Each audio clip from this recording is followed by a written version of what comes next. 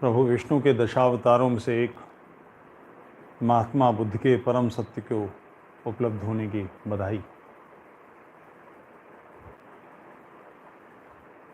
इतिहास में जिन लोगों ने सर्वाधिक गहरे चिन्ह अंकित किए हैं, महात्मा बुद्ध उनमें से एक हैं। परम प्रतिष्ठित नाम, भारत की विश्व भर में पताका फहराने वाले, ज्ञान को बढ़ावा देने वाले, योग दर्शन ध्यान इत्यादि के बारे में संपूर्ण विश्व को सूचित करने वाले जो बड़े नाम हैं, उनमें से एक महात्मा बुद्ध हैं, प्रभु बुद्ध हैं। एक छोटे से राज्य का राजकुमार गर्भवती पत्नी को छोड़कर सत्य की खोज में घर छोड़कर निकल जाने वाला, दर दर भटकने वाला, सब प्रकार की साधना करने वाला एक व्यक्ति जब अपने अंदर ठहरता है तो उसकी सुवास, उसकी सुगंध चारों दिशाओं में फैलती है। ये इस हद तक है कि भारत, गांधार, चीन, श्याम, कंबोडिया, बर्मा, श्रीलंका, संपूर्ण मध्य एशिया उसकी सुगंध से सुवासित हो उठता है।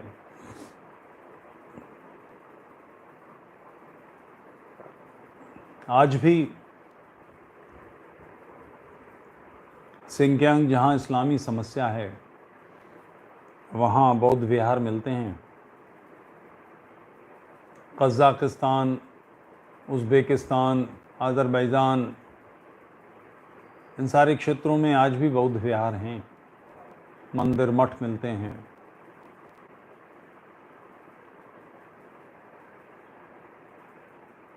शांति की, अहिंसा की जिसने ध्वजा फहराई, प्रत्येक व्यक्ति, हम में से कोई भी हो, वो एक स्वाभाविक बात है।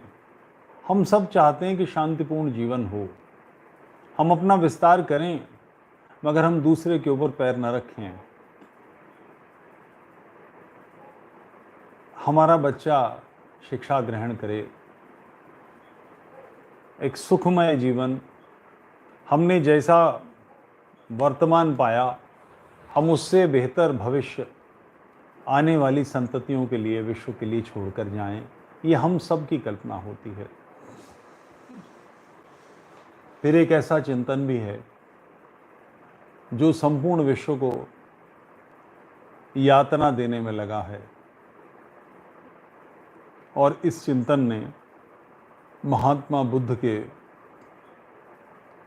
श्रेष्ठ चिंतन को, शांति के चिंतन को, अहिंसा के चिंतन को समाप्त कर दिया। ये जो नवबौद्ध हैं भारत के, वो जानते हैं सत्य को, मगर ऐसी फालतू की बातें करते हैं कि पुष्यमित्र शुंग ने बौद्ध धर्म को नष्ट किया, फलाना किया। अफगानिस्तान, गांधार, जहाँ विश्व की सबसे बड़ी बौद्ध प्रतिमाएं हैं, इनको तालिबान ने अभी कुछ वर्ष पहले खंडित किया था। पहले भी वो खंडित थी, कोई नई खंडित नहीं हुई। सारे गांधार में भगवान बुद्ध के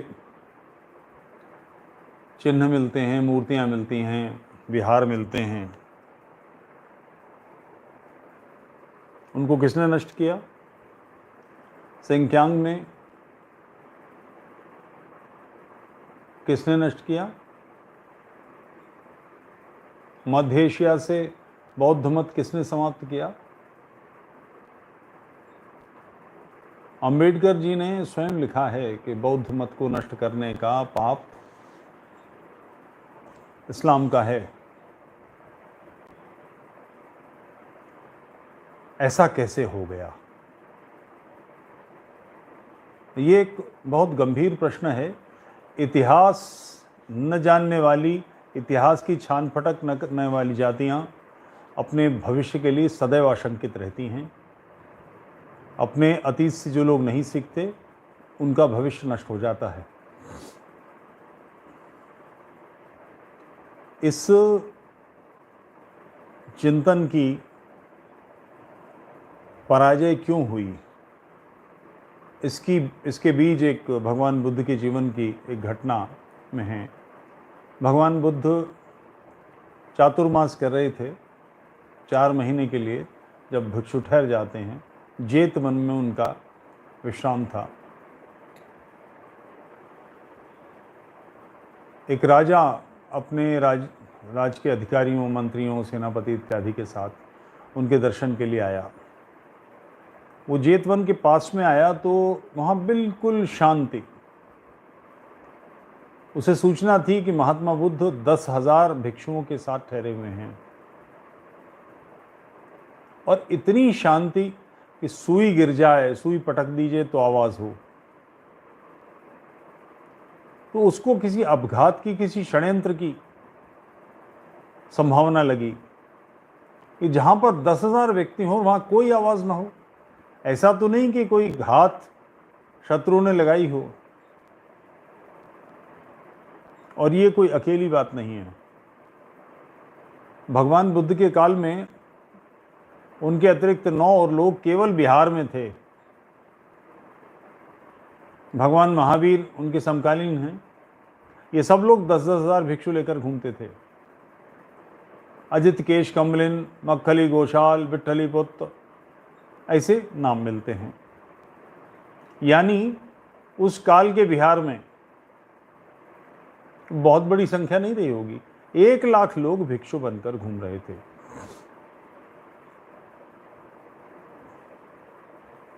अहिंसा का जीवन दर्शन भिक्षु का जीवन दर्शन है। त्याग, तपस्या भिक्षु के लिए होती है, प्रत्येक व्यक्ति के लिए नहीं है। कल्पना करें, गांधार की ओर से या गांधार में आक्रमण हुआ, भूखे, नंगे, लफंगे, तलवार और घोड़े लिए हुए दौड़ते हुए गांधार में प्रवेश करते हैं। वहाँ पीले वस्त्र पहने हुए हजारों भिक्षु प्रातःकाल बुद्धम शरणम गच्छामि, धम्मम शरणम गच्छामि, संघम शरणम गच्छामि करते हुए घूम रहे हैं। वहाँ का राजा स्वयं भिक्षु हो गया, सेनापति, सैनिक सारे ध्यानमग्न हैं।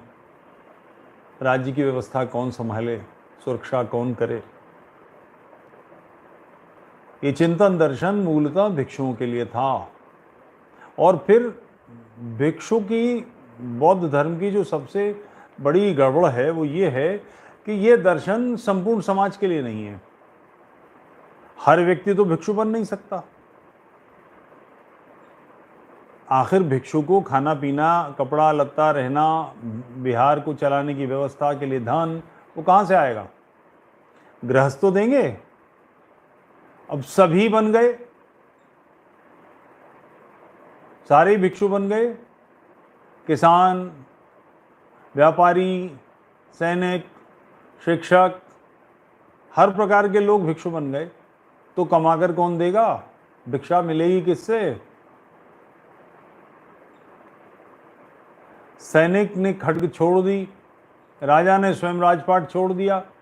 बुद्ध भी तो राजा ही थे, राजकुमार थे,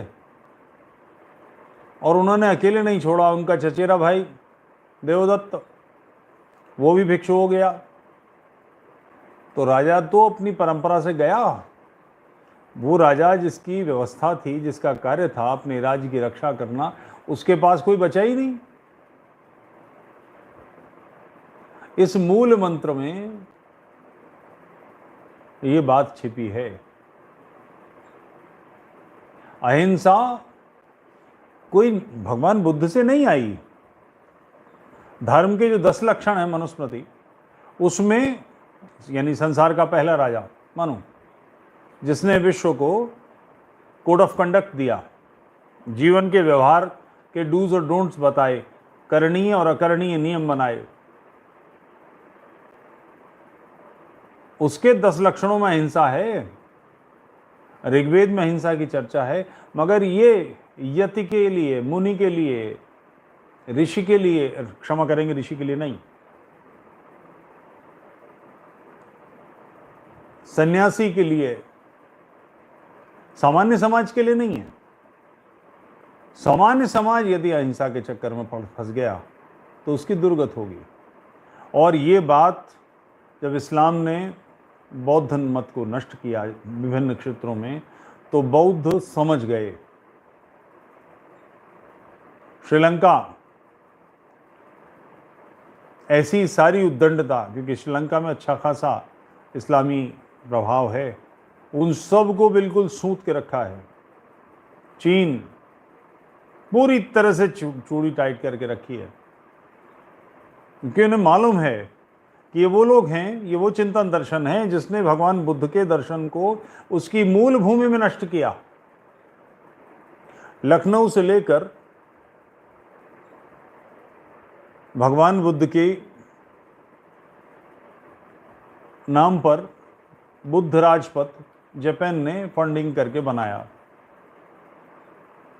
ये पूरा क्षेत्र बौद्ध था। इस मुख्य सड़क के दोनों तरफ 10-10 किलोमीटर तक चले जाइए, सारे मुस्लिम गांव हैं। पुष्यमित्र शुंग ने नष्ट किए होते तो वहां आर्य व्यवस्था बनाते या इस्लामियों को बसा देते। ये तो सामने से ही प्रमाण है। सारे शांति के, अहिंसा के, त्याग के, तपस्या के दर्शन को नष्ट करके हिंस्र पशुओं ने, पाशविक वृत्तियों ने इन सारे क्षेत्रों में अपना राज्य फैलाया। इन सारी व्यवस्थाओं को वापस लाना है तो पौरुषवान बनना ही पड़ेगा, कोई विकल्प नहीं है। बांग्लादेश का एक जिला जो से भारत में आना था, चिटगांग, इसका पहाड़ी क्षेत्र आज भी बौद्ध है और उनको मार मार के वहां से उन्होंने निकाला है। ये जो इस्लामी व्यवस्था बंगाल की है, ये मूलतः बौद्ध क्षेत्र थे जो सारे के सारे तलवार के सामने बुद्ध बनते चले गए। जितने लोग बौद्ध बने वो वही सारे इस्लाम में कन्वर्ट हो गए, क्योंकि जूझने की क्षमता नहीं थी, सदियां गुजर गई थी। जकड़बंदियां इतना जंग लग गया था बाजुओं को कि जोर से उठाने की कोशिश करें तो टूट जाएं। बुद्ध पूर्णिमा पर धर्मबंधुओं संकल्प लीजिए कि शांत अहिंसा की रक्षा के लिए हम पौरुषवान बनेंगे। प्रत्येक घर में प्रत्येक व्यक्ति के नाम से आयुध रखेंगे। घर में 7 लोग हैं तो 7 के नाम का एक शस्त्र होना चाहिए। इसके लिए कौन सी व्यवस्था होगी, कैसे करेंगे, स्वयं देखिए, किंतु इसकी व्यवस्था अवश्य कीजिए। और मैं नियम बता दूं, 9 इंच से बड़ा धारदार प्रत्येक हथियार, 9 इंच से बड़ा मतलब मूठ और फल सहित प्रत्येक हथियार कानून की दृष्टि में गलत है। मगर आप तय कर लीजिए कि आपको क्या करना है, क्योंकि राज्य हमने,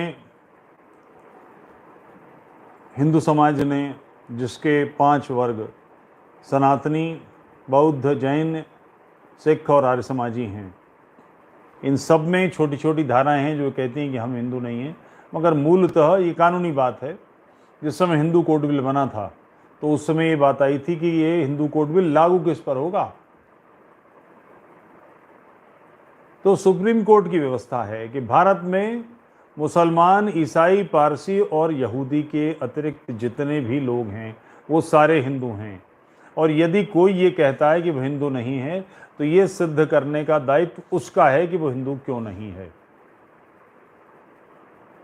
सनातनी यानी मूर्ति पूजक, बौद्ध, जैन, सिख और आर्य समाजी, ये 5 वर्ग, इनमें सब सिमट जाते हैं। और फैला लीजिए तो मुसलमान, ईसाई, पारसी, यहूदी के अलावा सब हिंदू हैं।